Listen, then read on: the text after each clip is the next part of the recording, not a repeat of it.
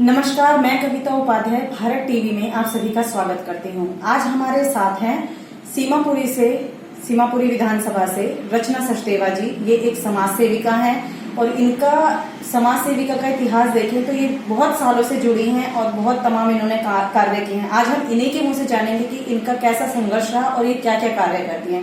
जी रचना जी, आप बताएं कि आप समाज सेविका बनी, आप कब से इस समाज सेविका का आपको लगा कि मुझे जरूरत है कि मैं समाज में उतरूं और समाज सेवा करूं? भारत टीवी के इस कार्यक्रम के प्रायोजक हैं येलो ग्रीन। सोच बदलो, कुछ अच्छा ट्राई करो। देखिए कविता जी, पहले तो नमस्कार साथियों। मैं रचना सचदेवा हूँ। पिछले 15 साल से सोशल वेलफेयर के लिए मेरा एक जुनून है कि महिला सशक्तिकरण को, मैंने जो ड्रीम देखा हुआ है महिला प्रधान देश की कल्पना की हुई है, वो शायद बहुत बहुत बड़ा सपना है और मेरे जीते जी मैं संघर्ष करूंगी। और मेरे पीछे से कुछ लोग मैं ऐसे तैयार करी हूँ क्योंकि मैं चाहूँ कि मेरे बच्चे मेरे पीछे से संघर्ष करें। तो मेरे बच्चे बिल्कुल अलग उससे हैं, प्रोफेशन से हैं, और वो शायद इस जुनून को या मेरे इस झंडे को ना उठा पाए। तो मैं समाज से ही कुछ ऐसी महिलाओं को इकट्ठा कर रही हूँ जो मेरे जाने के बाद भी दुनिया से उसके बाद इस संघर्ष को आगे करें और शायद कहीं मैं नहीं रहूंगी तब ये संघर्ष पूरा हो पाए। जब मैंने अपने बच्चों को पाल लिया, जब बच्चे मेरे बड़े हो गए, अपने लाइफ हो गए, सेटल हो गए, तो मैंने ये सोचा कि मेरे फादर एक बात कहा करते थे, खुद के लिए जिए तो क्या जिए वही जो औरों के लिए। और मैंने अपने फादर के उस सपने को पूरा करने के लिए दौड़ती रही। मैंने अपने परिवार में देखा, पापा भी बहुत बड़े सोशल वर्कर थे जो अब नहीं हैं, और मेरी दादी भी बहुत बड़ी सोशल वर्कर थी। कोई अगर सड़क पर मर जाता था तो मेरी दादी उठा के अपने आप ही एक आयरन लेडी की तरह वो भी समाज में ऐसे कार्य करती रहती थी। और इवन मुझे गर्व है कि हम लोग सब O पॉजिटिव ब्लड ग्रुप वाले हैं और सभी लोग ब्लड डोनेशन करते हैं। और जितने लोगों की भी हमारे परिवार में डेथ हुई, सबकी आइज डोनेट की है। और मेरा जो वो है, मैंने अपनी पूरी बॉडी डोनेट की हुई है, क्योंकि मरने के बाद क्या मिट्टी हो जाना है। अगर हमारे शरीर का एक एक अंग किसी के काम आ पाए तो गर्व होगा। मेरी आंखें, मैं चली जाऊंगी, मेरी आंखों में और कोई मेरी आंखों से देखेगा तो मेरे बच्चों को लगेगा कि मेरी माँ की आंखें तो जीवित हैं। तो यही सब जुनून लेके जब मैं वनस्थली विद्यापीठ से पास आउट हूँ, मैं MA BEd हूँ। वनस्थली विद्यापीठ में जब 86 में मैंने लास्ट वहाँ BEd किया था, तो हम लोग जब बस में आते थे तो वहाँ देखते थे कि राजस्थान में महिलाओं की दशा बहुत शोचनीय है, बहुत दयनीय दशा है। तो वहां से मेरे को इंस्पिरेशन मिली कि अगर जिंदगी में कभी मौका मिला तो महिलाओं के लिए जरूर काम करना है, क्योंकि कहीं ना कहीं महिला मतलब घर में भी काम करे, बाहर भी काम करे। आजकल एक काम करने का ट्रेंड चल गया है, क्योंकि जो लोअर क्लास में लेडी है उसकी मजबूरी है पेट पालने के लिए उसे काम करना है। एक मिडिल आजकल खर्चे इतने बढ़ गए, मिडिल क्लास को मजबूरीवश अपने बच्चों को छोड़ के जाना पड़ता है। एक हाई स्टेटस लेडीज जो अपने सिर्फ एक सपनों को जीने के लिए वो किटी पार्टी और इधर उधर घूमना, तो आजकल महिलाएं कहीं ना कहीं अपने परिवार से हर स्टेटस की, हर समाज की औरतों को बाहर निकलना पड़ता है। और औरत अगर चाहे तो घर को स्वर्ग बना सकती है और चाहे तो एक नरक भी औरत ही बनाती है। मैं जब देखती हूँ ये वृद्धाश्रम में जब औरतों को देखती हूँ या आदमियों को देखती हूँ, बड़ा दर्द होता है कि यार अपने घर के बड़े बुजुर्गों को नहीं पाल सकते। जिनके घर नहीं होते उनको शायद पता चलता है, क्योंकि मेरे सास ससुर मैंने बहुत जल्दी खो दिए थे, तो लगता है कि उनका आशीर्वाद कहीं ना कहीं हमारे सर से उठ गया। और जो लोग अपने मतलब एक औरत ही है जो एक बेटी है, तो वो अपने भाभी से एक्सेप्ट करती है कि मेरे पेरेंट्स की केयर हो। एक वही औरत एक जो बहू बनती है तो कहीं ना कहीं अपने परिवार के लिए और अपने पति को अपने माँ बाप से दूर करने लगती है। तो हमें जरूरत है एक बदलाव लाने की। औरतों के माइंड को भी चेंज करना है और बच्चों के माइंड को भी चेंज करना है। आप देख रहे होंगे समाज में आजकल रेप केसेस का जो हाल है, बहुत बुरा हाल हो गया, बड़ा दर्द होता है। मतलब ये लगता है कि शायद हमें और कितना कुछ गंदगी देखनी है। मैं तो झुग्गी झोपड़ी में काम कर रही हूँ, मतलब जेजे का आम आदमी पार्टी में भी जेजे क्लस्टर में उपाध्यक्ष रही हूँ। तो ये झुग्गी झोपड़ी में काम करने का बहुत मौका मिला और वहां देखती हूँ कि इतना बुरा हाल है। ससुर अपनी बहू का कहीं ना कहीं शोषण कर रहे हैं, अगर बेटा बाहर है, और मतलब कहीं ना कहीं बाप को भी बेटी का शोषण करते जब देखती हूँ तो बड़ा दर्द होता है। तो जरूरत है समाज में बदलाव लाने की, और ये बदलाव हमें आज से, अभी से ही, जितने लोग मेरी इस वीडियो को देख पा रहे हैं, मैं चाहती हूँ, मेरी उनसे रिक्वेस्ट है कि आप लोग सारे रिस्ट्रिक्शंस अपने बेटियों पर लगाते हैं कि बेटी कहाँ जा रही है, कैसे है, क्या कपड़े पहन रही है। अगर अपने बेटे को सही शिक्षित किया जाए और उनके नजरिए को बदला जाए तो कहीं ना कहीं हमें फिर अपनी बेटी को नहीं कहने की जरूरत पड़ेगी कि चुन्नी ठीक से लो या आपके कपड़े छोटे हैं। बड़ा दर्द होता है जब 8 महीने की बच्ची का रेप होता है, तो क्या उसके कपड़े छोटे थे क्या? तो हम अगर बेटियों को रिस्ट्रिक्शंस में ला सकते हैं तो अपने घर से ही शुरुआत कीजिए। अपने बच्चे को अलग, मतलब अलग ना सोचे, बेटे और बेटी को एक साथ एक ही नजरिए से पाले।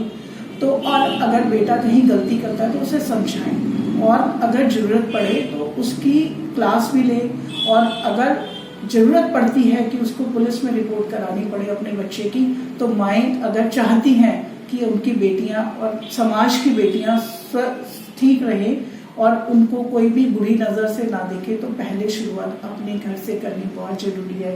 बाद में रेप केसेस हो जाए तो मोमबत्तियां जलानी, शायद बहुत दुख होता है, बहुत दर्द होता है, मोमबत्तियां जलानी बहुत आसान काम होता है, लेकिन जिस बच्ची का भविष्य खराब हो जाता है या जो बच्ची मर जाती है तो बड़ा दर्द होता है पीछे से। बिल्कुल आपने सही कहा, महिला सशक्तिकरण की बात आपने की। बाल अधिकार हनन हो रहा है, छोटे छोटे बच्चे भीख मांगते हैं, आप देख रही हैं, आप खुद समाज सेविका हैं, इसके बारे में आप क्या कहती हैं? देखिए, मैंने देखा है कि गाड़ी में से लोग बच्चों को भीख देना एक अपना मतलब बड़प्पन समझते हैं। अगर आप उनको कुछ देना चाहते हैं तो अपना थोड़ा वक्त दीजिए। आप अगर कैपेबल है तो 1-2 बच्चों को ऐसे अडॉप्ट कर ले दिल से कि हमने इन 2 बच्चों को पढ़ाना है, लिखाना है, और कहीं ना कहीं एक समाज, अगर हम अपने बच्चों को तो हम शिक्षित कर रहे हैं, अगर हम अपनी सराउंडिंग, जिस समुदाय में हम रह रहे हैं, वहां पर शिक्षा का कहीं ना कहीं कमी है, तो हमें एक अच्छे सामाजिक बंदे होने के नाते हमें ये आज ही एक प्रण लेना पड़ेगा कि हम अपने सराउंडिंग में पैसे ना देके आप वक्त दें बच्चों को। और कुछ नहीं, अगर आपके बच्चे ग्रेजुएशन कर रहे हैं, आपके खुद के बच्चे ग्रेजुएशन कर रहे हैं, तो उन्हें इतना उनका माइंडसेट ऐसे कीजिए कि आप कहीं ना कहीं जाके 2-4 बच्चों को, गरीब बच्चों को पढ़ाएं। और गरीब बच्चे पढ़ना चाहते हैं, वो किसी मजबूरी वश या किसी गैंग, आप देख रहे होंगे आजकल मतलब जगह जगह गैंग है जो बच्चों को कहीं से लाके कहीं पर वो करते हैं। और मैंने बड़ा दर्द होता है जब महिलाओं को मैंने देखा है कि छोटे छोटे बच्चों को गोदी में लेके वो कुछ ना कुछ नशे में बच्चे को रखते हैं, और मतलब सिर्फ अपने वो काम नहीं करना चाहते, और इसलिए अपने बच्चों का भी कहीं ना कहीं वो नाश कर रही है। अगर छोटे बच्चे को ही ड्रग्स की या किसी भी नशे की आदत डल जाती है तो बड़ा होकर वो बच्चा अच्छा नागरिक नहीं बनेगा, वो कहीं ना कहीं रेपिस्ट बनेगा, कहीं ना कहीं क्रिमिनल बनेगा। तो जरूरत है शिक्षा की। आपने देखा होगा कि दिल्ली सरकार के अरविंद जी के आने के बाद या मनीष जी के आने के बाद शिक्षा में सुधार हुआ है जी। लेकिन अभी इस समय लॉकडाउन के दौरान हम बहुत सारे, मैं खुद एक एसएमसी में को-कोऑर्डिनेटर भी हूँ सीमापुरी से, और एक स्कूल में सोशल वर्कर भी हूँ, सी ब्लॉक के हरिवर्दी स्कूल में, गर्ल्स स्कूल में सोशल वर्कर भी हूँ। तो कहीं ना कहीं 9th के बच्चे लॉकडाउन के दौरान गाँव चले गए और उसके बाद उनका अता पता ही नहीं है। हम लोग बहुत खोजने की कोशिश कर रहे हैं, कम्युनिटी में जाके पता कर रहे हैं। तो कहीं ना कहीं अरविंद जी के और आम आदमी पार्टी की सरकार आने से शिक्षा में और हेल्थ में आप देख रहे होंगे कि कोरोना कितना फैल रहा है ना। और अपने ही आसपास सराउंडिंग में इतने सारे hospital, Rajiv Gandhi hospital corona का कर, मैंने खुद ही 400-500 लोगों के टेस्ट तो मैंने कराए। डॉक्टर से इतना कॉपरेट करे, दिन रात। डॉक्टर अजीत पहले नोडल ऑफिसर बनाए गए थे राजीव गांधी के। मैं कहती हूँ दिन रात उन लोगों को फुर्सत ही नहीं है। डॉक्टर रोतेला है GTB से MS, उन लोग को जब फोन पे बात करो तो इतने, मतलब हम लोगों को अब उनके स्वास्थ्य की चिंता होने लगी है कि वो लोग 6-7 महीने से लगे हुए हैं। कितना लंबा वो अपने परिवार से दूर कोरोना, मतलब मैं जब बात करती हूँ, डॉक्टर रोतेला से बात हुई रात को 11:30 बजे कि रचना अब आया हूँ, अब नहा रहा हूँ और बच्चों से दूर रहता हूँ क्योंकि कोरोना वाला हॉस्पिटल है। तो कहीं ना कहीं पूरा हेल्थ स्टाफ लगा पड़ा है और बहुत सारे SDM वगैरह के भी सब ड्यूटी लगी पड़ी है। तो उन लोगों को मैं इस चैनल के माध्यम से सलाम करना चाहती हूँ कि आप लोग अपने शरीर की परवाह ना करके आप लोग लोगों के लिए लगे पड़े हैं। और थैंक्स टू आम आदमी पार्टी जो हेल्थ सेक्टर में और शिक्षा के क्षेत्र में गजब का बदलाव आए। बात करें अगर हम रोजगार की, बिल्कुल, तो अरविंद जी की ये सोच आज तक किसी की नहीं आई जो अपने आप को रजिस्टर करो, मतलब जो जिनको एम्प्लॉयज चाहिए वो भी अपने आप को रजिस्टर कर रहे हैं और जिनको एम्प्लॉयमेंट चाहिए, जॉब चाहिए, वो भी रजिस्टर कर रहे हैं। और मेरा जितने लोगों से बातचीत हुई, करीब 40 से 45 हजार लोगों को इस बात को लेकर जॉब मिली है। मतलब वो रोजगार वो करे। और अभी भी मेरे सोशल वेलफेयर मिनिस्टर हमारे राजेंद्र पाल गौतम जी भी है, उनका भी जुनून देख रहे कि कहीं ना कहीं महिलाओं को इतना सशक्तिकरण करे कि लोगों को भीख मांगने की या किसी के आगे हाथ फैलाने की जरूरत ना पड़े। तरह तरह के जन धन योजना और भीम योजना के दौरान इतनी पढ़ाई और IAS तक बन रहे हैं सब। तो ये एक पढ़े लिखे CM की ही सोच हो सकती थी। आज तक बहुत सारी सरकार आई, बहुत सारी सरकार गई, लेकिन आज तक किसी ने ये नहीं किया जो अरविंद जी ने कर दिया। Thanks to Arvind ji. और मेरे को बहुत गर्व है कि मैं इस पार्टी में 2017 में क्यों आई। मतलब मुझे लगता है कि मैं 2017 से पहले क्यों नहीं ज्वाइन किया। और ये भी एक, मतलब मेरी भी एक कहानी ऐसी रही कि जब 2017 में मैं महिलाओं के लिए ही संघर्ष करती रही। जिलाध्यक्ष थी, पूर्व जिलाध्यक्ष रही हूँ कांग्रेस पार्टी से। और 2017 में महिला के लेके 50% रिजर्वेशन जब महिलाओं का हो गया था तो मेरे जिले में 5 ऐसी डिजर्विंग लेडीज थी जिनके लिए मैं गई कि मुझे टिकट नहीं चाहिए, अगर 5 मेरी महिलाओं को टिकट मिलता है तो कहीं ना कहीं मैं MLA तो खुद ही बन जाऊंगी। अगर मेरी 5 महिलाओं को, जो मेरे साथ UP में, उत्तराखंड में और पंजाब में मेरे साथ 15-15, 20-20 दिन इलेक्शन की कैंपेनिंग के लिए गई और कहीं ना कहीं वहां से हम बढ़त हासिल करके आए थे। और अजय माकन जी ने मेरे को मर्डर की धमकी दी, तो बहुत सारा वो रहा। लेकिन जब मैंने आम आदमी पार्टी ज्वाइन की तो मुझे एक सेटिस्फेक्शन है कि मैं आज एक अच्छी पार्टी के साथ हूँ और अच्छे रुतबे के साथ। और मेरा जो था महिला सशक्तिकरण का, तो कहीं ना कहीं JJ क्लस्टर में उपाध्यक्ष बना के मुझे उन्होंने इस चीज के लिए, जो मेरा जुनून था वो गरीबों के लिए काम करने का जुनून था। आज भी मैं, अगर कोई हैंडीकैप्ड होता है उनके हैंडीकैप्ड के सर्टिफिकेट बनवाना या आधार कार्ड बनवाना, बहुत सारे मुद्दों पर, नाइट शेल्टर में रैन बसेरों पर काम किया, होमलेस के लिए काम किया, महिलाओं के लिए काम किया, बच्चों के लिए काम किया। तो आज कहीं ना कहीं सुकून है कि मतलब जो पापा का जुनून था खुद के लिए जी तो क्या जिए, अब औरों के लिए जीना जब सीख जाता है ना इंसान तो बहुत मजा आता है। आज भी मैं कोई भी रात को 2 बजे भी फोन आता है, किसी की डिलीवरी है या किसी का कोविड का प्रॉब्लम है, तो मैं रात बेरात भी लोगों को एंटरटेन करती हूँ और सबके लिए काम करना चाहती हूँ। और मेरी जिंदगी सिर्फ और सिर्फ अब दूसरों के लिए, समाज के लिए जीना चाहती हूँ, एक अच्छे समाज की कल्पना के साथ जीना चाहती हूँ। रचना सचदेवा जी एक समाज सेविका हैं। इन्होंने महिला सशक्तिकरण पे बात की, खुलकर बात की, बाल अधिकार हनन पे बात की, रेप के बारे में बात की, शिक्षा पे बात की, रोजगार पे बात की, खुल के सारी चीजों पर बात की। अब बात अगर जैसे कि आपने बताया कांग्रेस और आप पार्टी की आपने बीच में बात की, आने वाले समय में नगर निगम चुनाव आ रहे हैं, 2022 में नगर निगम चुनाव है, इस बारे में आपका क्या कहना है? मैम देखिए, मेरा ये कहना है कि पार्टी जिसको भी टिकट देगी, मैं दिलशादगंज वार्ड में रहती हूँ, E35 वार्ड में हूँ, अगर पार्टी जिसको भी टिकट देगी वो मेरे सर माथे पर, और अगर मुझे टिकट देगी, मुझे लगता है पार्टी को कि मैं कहीं ना कहीं डिजर्विंग हूँ, अगर मुझे टिकट मिलता है तो मैंने जितना समाज में काम किया है तो समाज से भी मैं, अगर मेरे को कुछ मिलता है तो मैं उनसे मांगने की हकदार हूँ। बात की जाए कि टिकट की बात आई है और हम ये विश करेंगे, भारत टीवी ये विश करेगा कि एक समाज सेविका को, जैसे कि रचना सचदेवा जी हैं, इनको एक टिकट मिले, एक मौका मिले, वो प्लेटफॉर्म मिले कि ये दिल्ली के लिए कुछ कर पाए, अपने नागरिकों के लिए कुछ कर पाए। ऐसे में बात करें किसी भी पार्टी की, आपने बात की टिकट की, तो आप अपनी तरफ से क्या कमिटमेंट करेंगे अगर आपको टिकट मिलती है और आपको वो पोस्ट मिलती है? तो मेरे को अगर पोस्ट मिलती है तो मेरे तो खून में ही है कि दूसरों के लिए जीना है।